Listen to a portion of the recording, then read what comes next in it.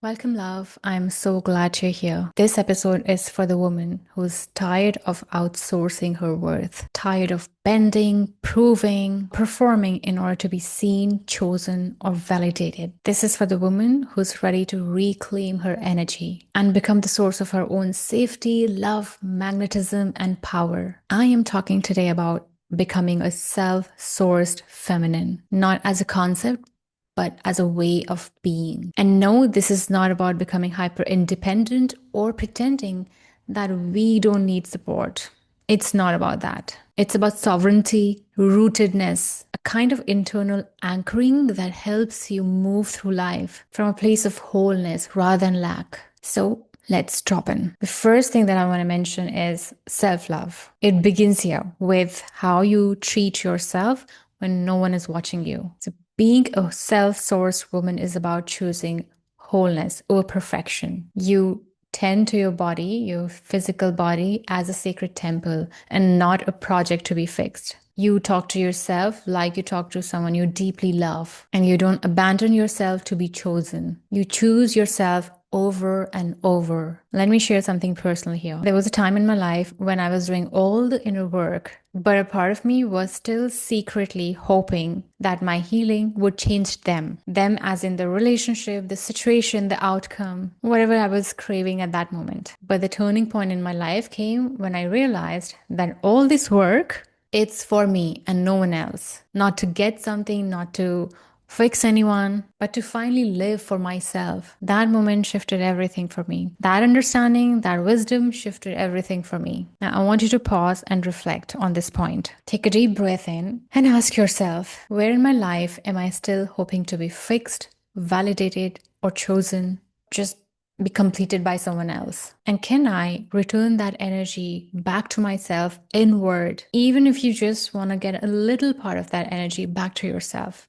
Do it. Now, next thing that I want to mention is emotional mastery. You must start regulating yourself from inside out. This is the core of magnetism for women. A woman who can regulate herself without any help is the woman who can hold the life she truly desires. She doesn't suppress her emotions, she meets them. She allows them to move through her body. She knows that no feeling is final and her emotions are not her enemies. They are sacred messengers. When I first started practicing emotional awareness, I started with something simple. I used to carry a little notebook. Throughout the day, I would write down my emotional shifts, what triggered me, what softened me, how I reacted during the day. Did I lose my cool? Did I lose my temper? All those things I would just write in this small notebook. And if something lingered at the end of the day, I would make sure that I sit with it.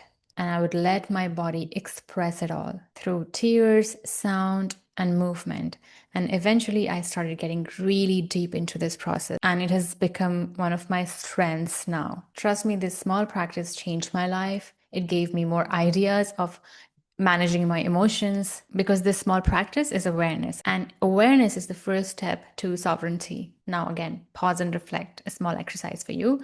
Take a deep breath in again and close your eyes and breathe into your belly and ask yourself, what emotion have I been avoiding lately? Just name it and let it be there without any judgment. Just remember this. You don't have to control the world when you are in a right relationship with your inner rhythm. Next point that I want to mention is choosing responsibility over victimhood. Being self-sourced means you stop waiting. You stop waiting for the apology, the closure, or permission. Instead, you meet yourself and your shadows with compassion and courage. And you ask yourself, where am I still holding on to pain? Where am I still shrinking to feel safe? And then you bring light to those places, not to bypass them, but to reclaim the parts of you that got stuck in survival. One of the biggest limiting beliefs that I had to release was, I'll never feel better unless I get help from someone else. For a long time, I gave my power away to healers, astrologers, mentors, thinking that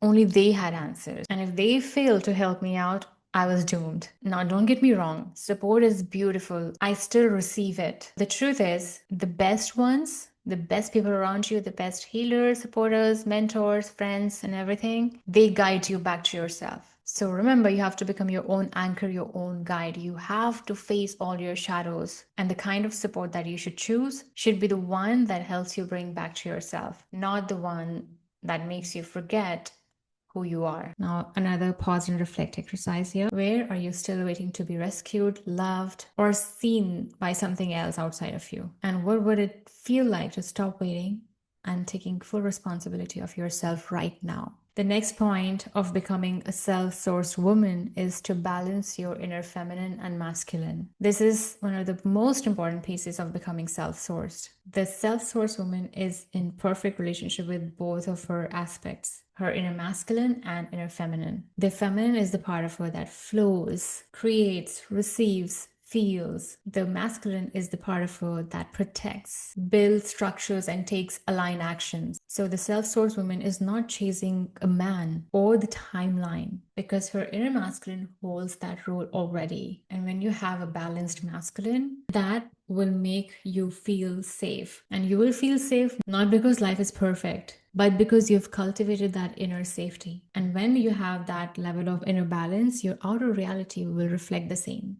In my own life, I learned to let my inner masculine show up by building structures that supports my feminine. I worked on my boundaries. I created consistent morning practice, a routine for myself. And I also cultivated my inner masculine by keeping my promises to myself. My inner feminine then had the space to do things on her own, to dance, to move, to create without the fear of collapse. Now, just for a moment, place one hand on your heart and the other on your womb and say this: my masculine protects me, my feminine guides me, and I trust both. This union within you, once you start working on it, it changes everything that you attract in your life. Now, in the end, I want to say that self sourcing is not a one time decision, it's a path of devotion to your body, to your energy, to your truth, and to your feminine essence. You stop chasing because you start embodying. You don't just wish for the life you desire, you become the woman who naturally lives it. So ask yourself, where in my life